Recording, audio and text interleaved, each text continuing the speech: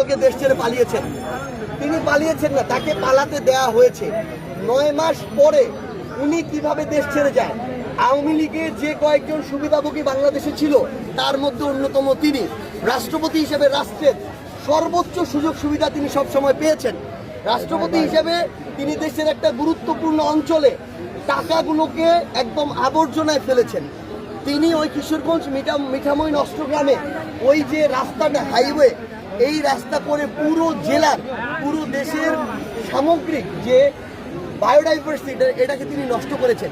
ওই জেলার মানুষ অলরেডি বোঝা শুরু করেছে এটার উপদ্রবটা কি, এটা অন্যভাবে পরিকল্পনা করা যেত। তো ক্ষমতার অপব্যবহার করে তিনি কত কিছু করেছেন তার প্রমাণ অনেক জায়গা আছে।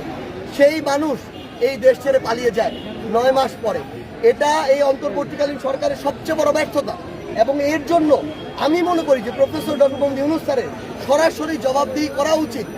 ডক্টর আসিফ নজরুলের সরাসরি জবাবদিহি করা উচিত যে কিভাবে 9 মাস পরে আব্দুল হামিদ দেশ ছেড়ে পালিয়ে যায়।